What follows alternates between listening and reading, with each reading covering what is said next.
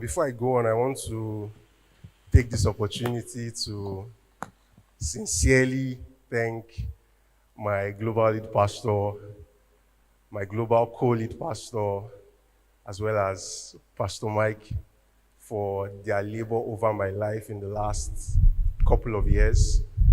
Um, I think there's no way I would tell my story wherever I tell it that their names will not come up. Pastor Sunday is one person that you definitely want to have in your corner. And I'm not saying this because we're here having zero to surplus. I'm saying this because every major breakthrough and every major next level of my life, Pastor Sunday has been a part of it. I'm sure you've heard Pastor Mike say this, that Pastor Blessing is a portal, right? Plenty testimonies that I can tie to Pastor Blessing, and I honestly do not take it for granted at all. I'm sincerely grateful. I'm sincerely grateful for the support that Pastor Mike has shown me over the years. We've had our off times and our down times. If you know, you know. But Pastor Mike has been very, very supportive from the very get-go when I used to sell wristwatches. I was looking through my Google photos and I saw this time I went to his house to supply a certain wristwatch. I don't know if you remember. But yeah, for the sake of time, we'll get started. Hallelujah. Hallelujah.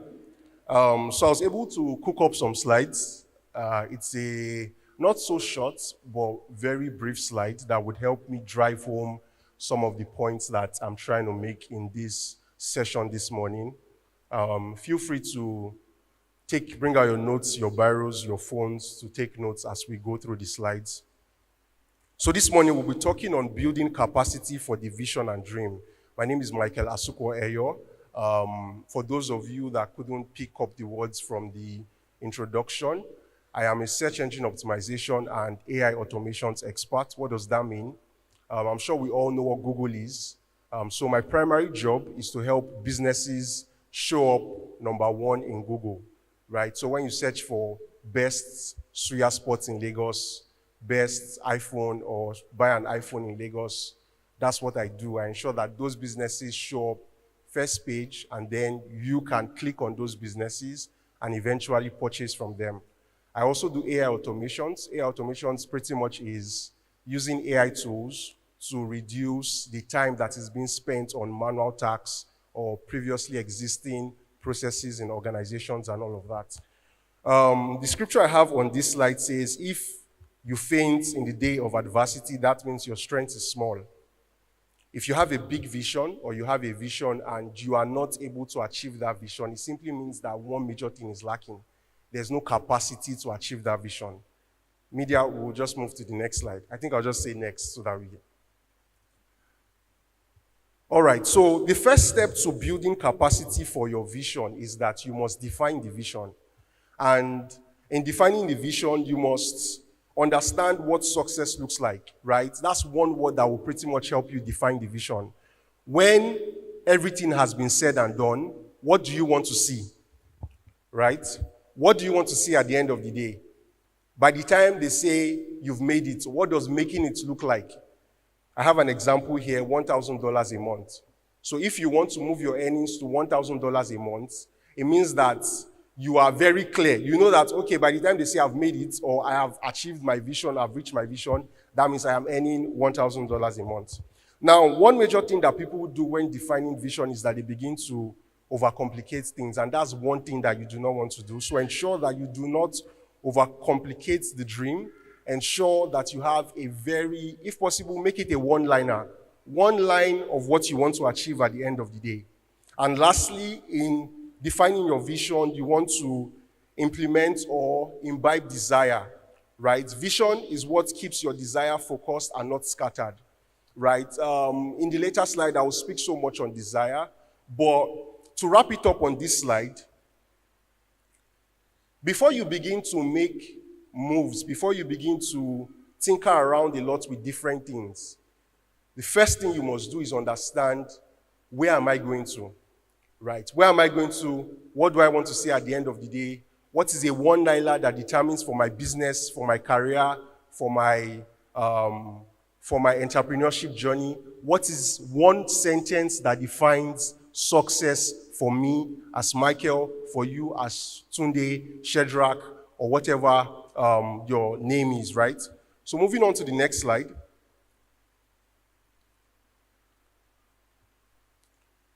I don't think that's slide 2.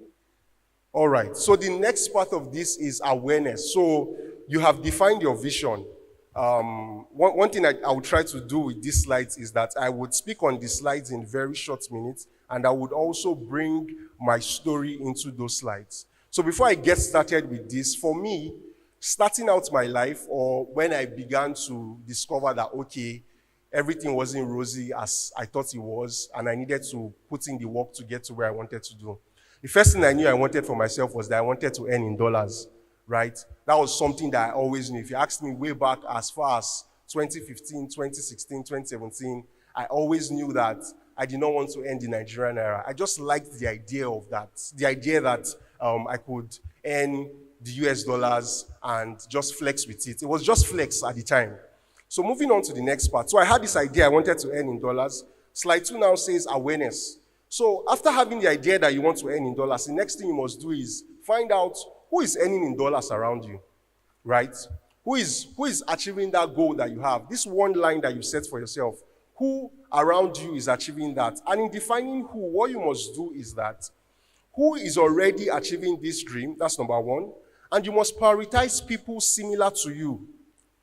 Location, background, and age reduces the mental barrier. So just to shed more light on that, if you say you want to earn in dollars and the people that you are focusing on are individuals that are based in the United States, then you increase the mental barriers to earning that or to reaching that goal. Because number 1, you are not in the United States. Number 2, you maybe do not even have an international passport. Funny story, I just got my international passports done like say maybe a month ago or so, and have been doing this for like maybe 3 years or so, right? So the first thing you must do is identify who are the people doing this around you that look like you.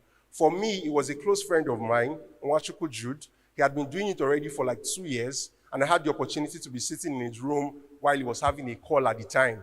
And it was just perfect. We went to the same university. He didn't even finish university. He had dropped out at maybe like 300 level or so. I'm not saying that you should drop out. But at the end of the day, he was somebody in my circle that I could relate with on that level because he was working for a company based in, I can't remember the country now, but he was also earning in dollars. So that just worked perfectly. It made it easy for me to think. We studied the same course. Our parents didn't have money. He was doing what I wanted to do, and he was in close proximity with me. Now, the next part of that says, how? How is this guy earning in dollars? So how are they doing it? What vehicles are they using to get there? When you've defined your goal to earn in dollars, sorry, I'm going to use this because this is my practical example, right? But you can define it for yourself. When you've defined that goal and you've identified somebody that is actually on that path and earning or doing that exact same thing that you want to do, the next thing you want to do is ask yourself, how are they actually doing this? It could even be that you guys are in the same field doing the same thing, but they just know one industry trick that you do not know that can then be inculcated into your space and changes everything for you. For me, Jude was doing analytics. Jude is an analytics guru, right? And I'm like, okay, analytics. Let's go to the next point. Where are they doing it? Where exactly are they located? So Jude is based in Lagos. He's not based in Abuja. He's not based in Ogun State. He's in some very remote spot. I think he was living at Egbeda at the time. So imagine somebody's living in Egbeda and I was staying in maybe Surulere or so. If you think about it, Egbeda, Surulere, you're like, Surulere, right? So where is he? What exactly does his location look like? What exactly does beyond just the physical or geographical location, what does the environment look like? What kind of environment has he created for himself? For a lot of remote workers, the first thing you want to do is light stability. Do you have light stability? Do you have steady internet? Do you have a workstation or a secluded place where you can take meetings? Do you have good camera, right? Is your video quality great and it's not glitchy during meetings? Is your mic great? That is where he was. He was in that spot where all of these things had come together for him and he was pushing that. Now the tools. What tools can you use to find who, how, and where? I noticed that for most young people and for most people that are aspiring to hit certain goals, the major thing they always have is, or the major roadblocker they always have is, oh, I don't know anybody, I don't know this, I don't know that. Now, the truth is, with tools like YouTube, Google, content from creators, and also major thought leaders in the industry, you pretty much will break this barrier. Then, in maybe 2020, 2021, 2022, people were not as vocal as right now on what they were doing and how they were earning. But right now, if you go on Instagram, everybody is shouting about what they're earning. There's Adefe, there's Salem King, there's Tayo Aino. There are all of these guys that are very vocal. They tell you, oh, I just made $5,000, I just made this, I just made that. Those are the people that you now want to fit into these three questions. Who are they? How are they doing what they're doing? And where are they? Let's move to the next slide. Now, once you find those questions, you now find your match in all of those questions, right? The T-shaped exploration. Pastor spoke about this last week Sunday or the Sunday before that. So, case in point, in my situation, Jude was doing analytics. Analytics is a major part of search engine optimization because you have to report data. But working with all those numbers wasn't really my thing. Prior to that time, I'd done the T-shaped exploration. I'd done business development. I'd worked with a startup in university. We had done all of the whole e-commerce. We had pitched to businesses. We had just that diverse experience. And for me, across that board of experience, what could be very close to what Jude was doing was copywriting. So I started out with copywriting. Now, the next point there says try multiple parts, but don't spray and pray. What does this mean? Because we say try multiple parts doesn't mean that you now have to just dabble into several things. You just have to start jumping into different things. For me, I knew that I could never do programming because, man, how are you sitting for hours just talking to scripts and all of those things? It just didn't make sense to me. I needed the easiest route to the dream I had. So I saw that copywriters were getting it the same way in digital marketing, other people were getting it. I decided to go with that, and I started out on that journey. Now, the next part is align with your natural strengths, communication versus highly technical. I just spoke about programming and copywriting. Copywriting is, well, to some people, it might be hard, but on the logical side, copywriting is breeze. You just write. Now you can even use AI. But you just write and write for sales, short form, long form, all of those things, and you make money. Rather than sitting down, playing with code, doing all those things, and you're sweating and all of that, right? So for me, that was mine. Now, people, structure, strategy versus execution. So for me, I had more affinity towards people and strategy. Some other people, you have more affinity towards structure. You have more affinity towards execution. You're more of the person that if they say, oh, guy, go and get this done, you're definitely going to get it done, right? For some other people, you're the guy that they put you in a room with 100 strangers, and in the next 30 minutes, you already know 50 of their names, and you're chill with them. Now, that means you now need to play to your strengths. Do you understand? That particular point there is just me trying to explain how I play to my strengths. Let's move on to the next point on that same slide.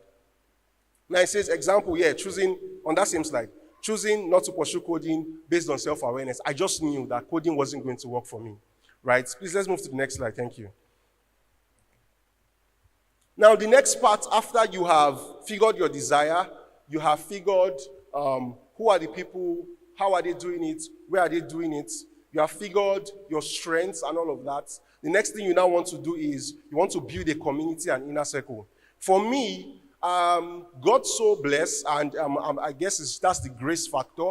I've just had a circle of people that have been ambitious people. My mom is very ambitious. My sister, on the other hand, can listen to me just rant about big things and just be like, okay, all of that and all of that. And it was a good thing for me, right? It was a good place for me to be in.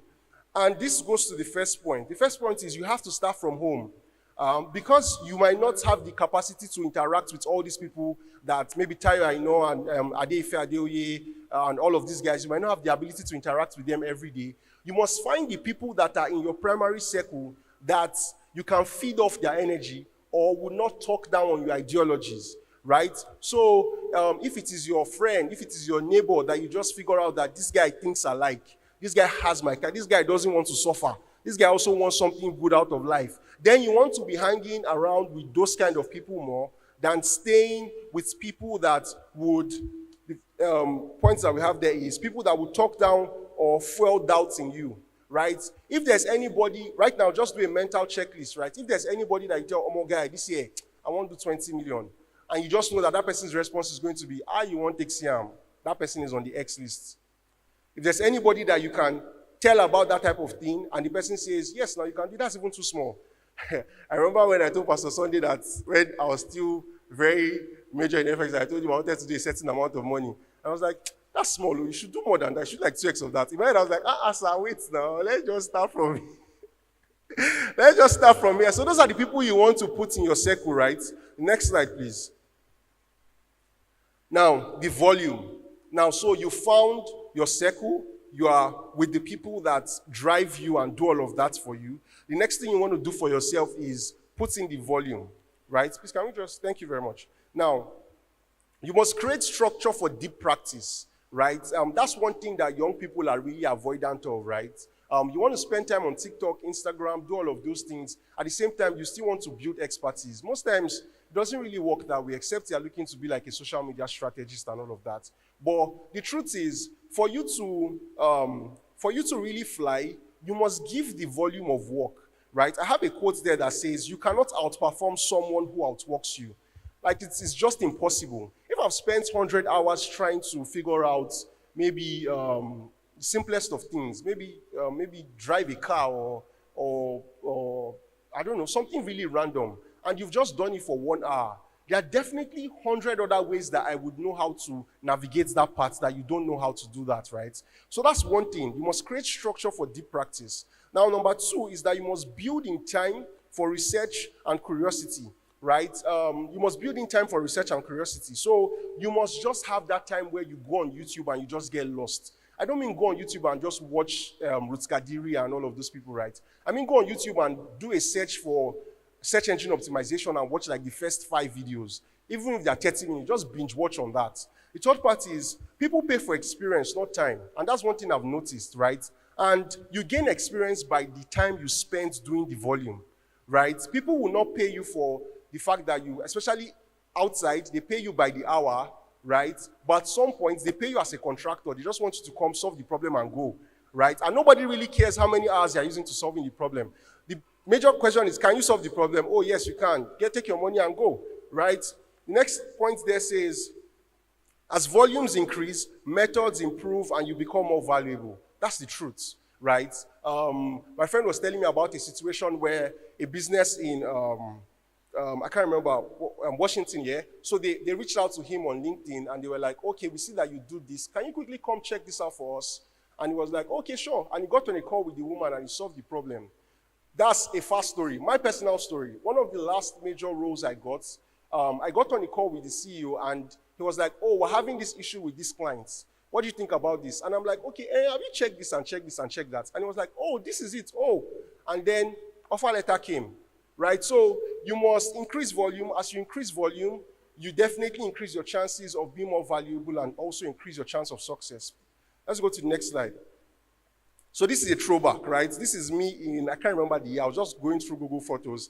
That was when I saw the picture of myself and in Pastor Mike's house selling him the watch. But this was my workstation, like some years ago, right? I used to be here and would just do all of these plenty things here. Let's go to the next slide.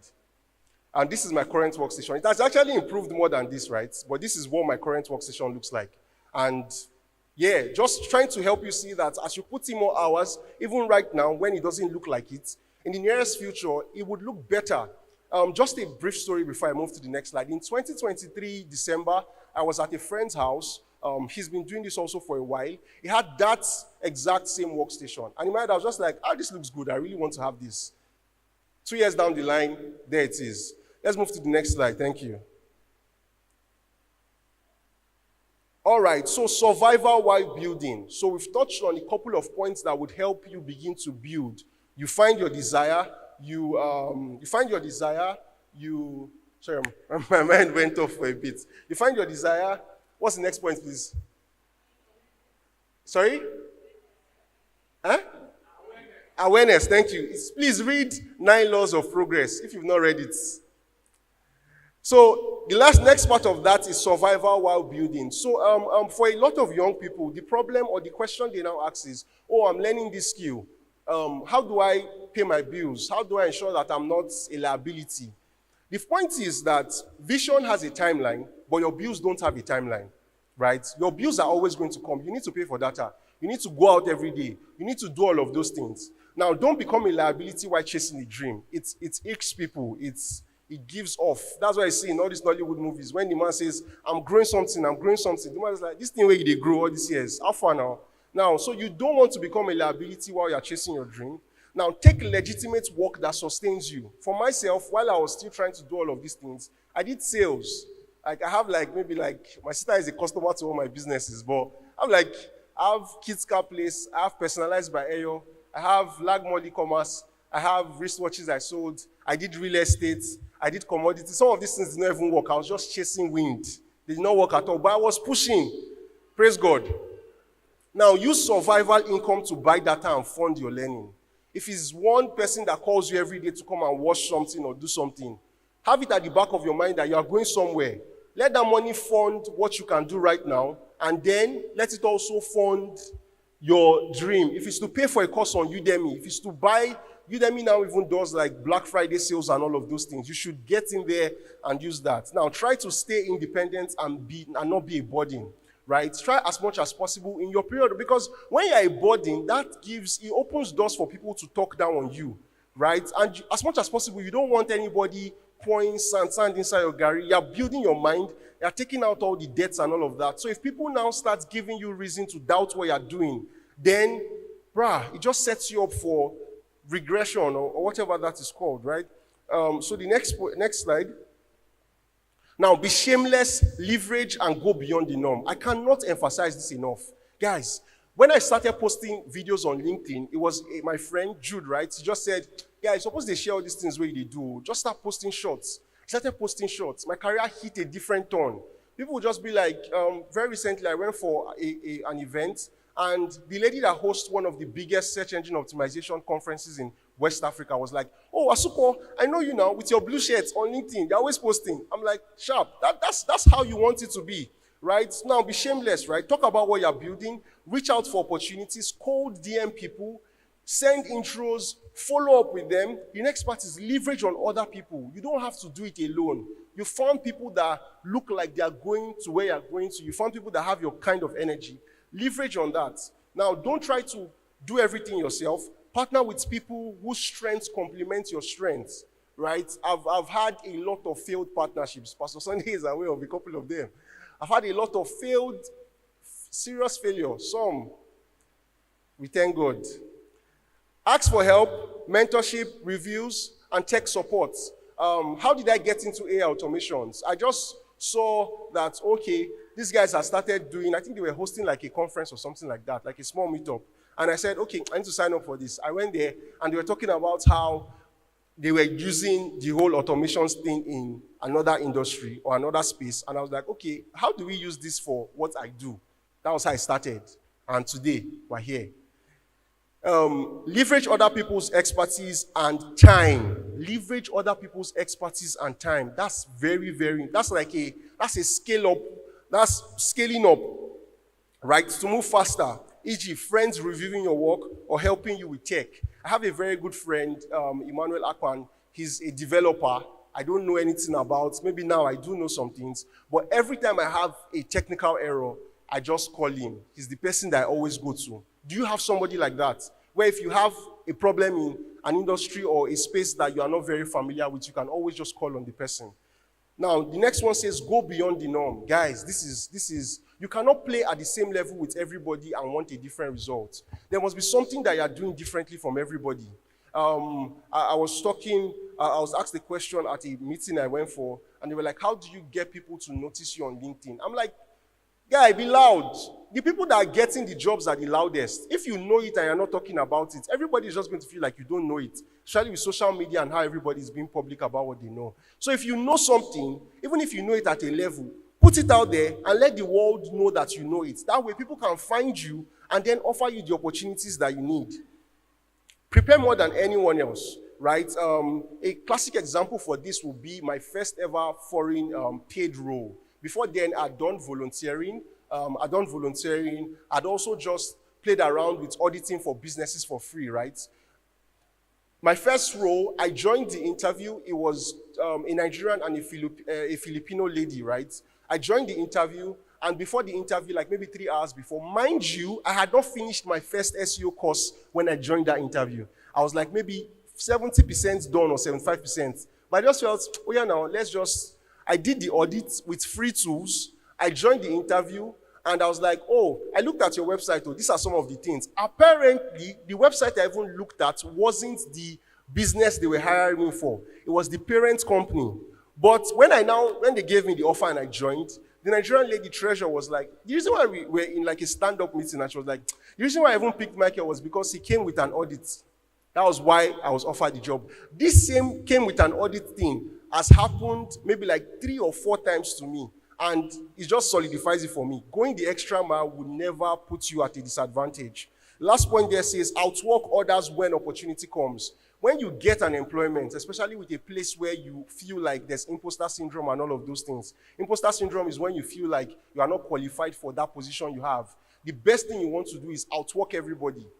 My current client, my most recent client, said when he was working at LinkedIn, every 2 weeks, he used to send mails to all the executive level and senior folks and just do like a newsletter, internal company newsletter.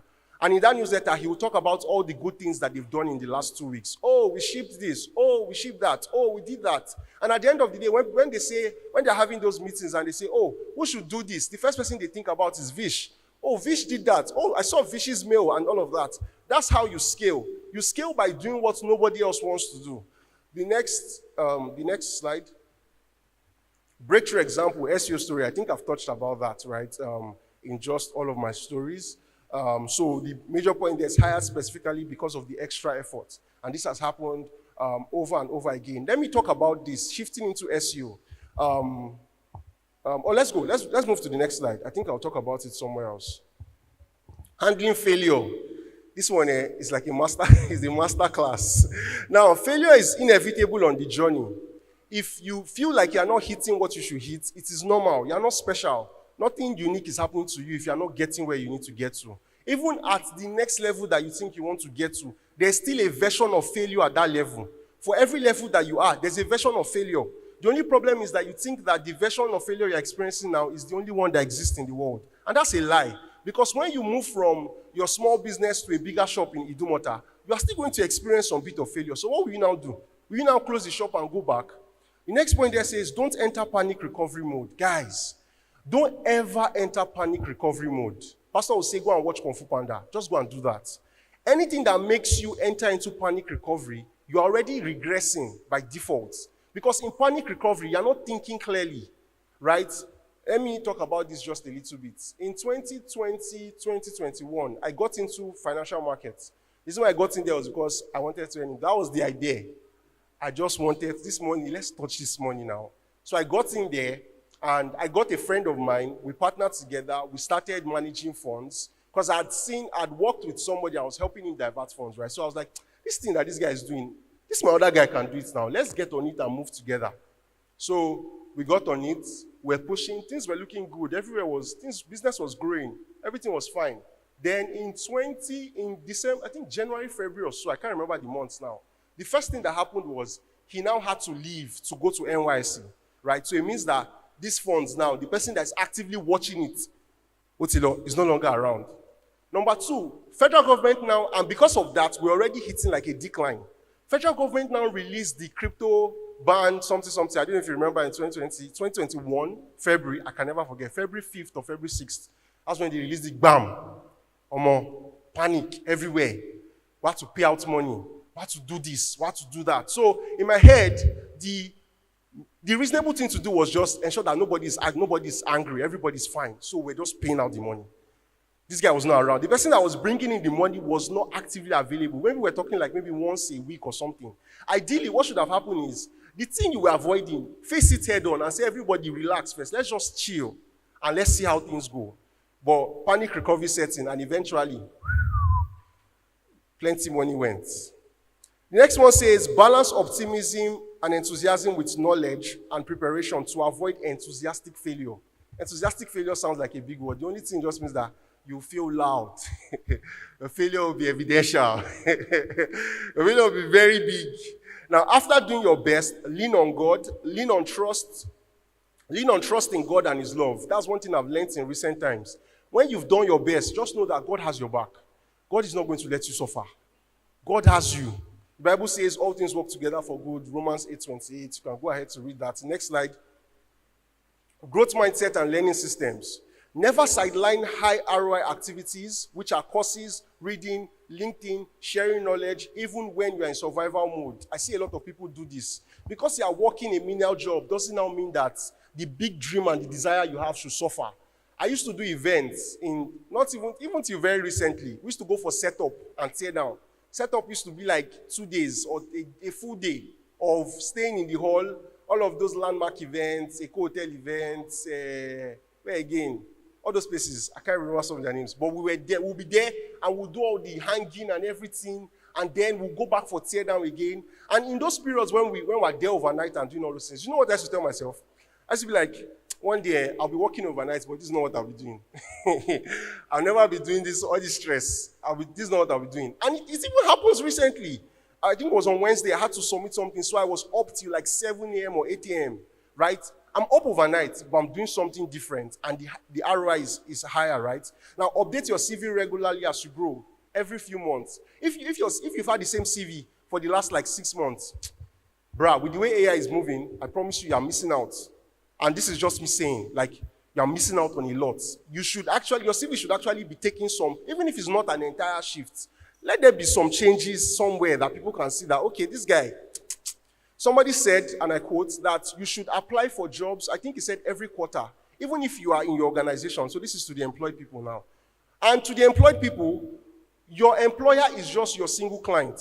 I think Pastor B gave me that insight from 2 years ago or 1 year ago.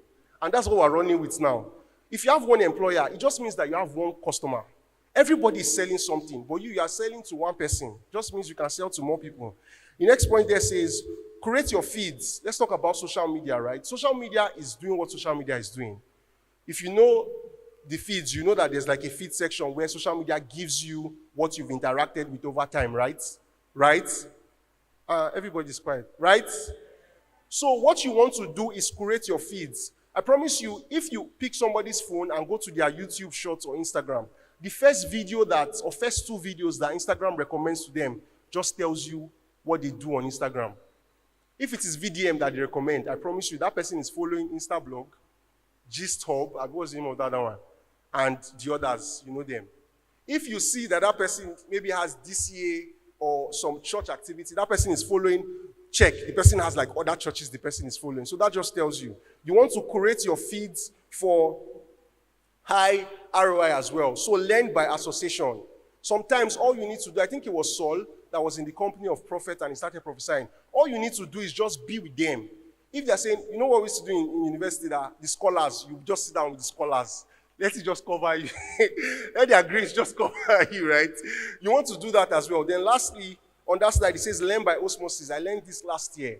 I can't remember his name now, but he said, at the end of the day, right, the way you pick up on new skills is that you're just more familiar with interacting with them.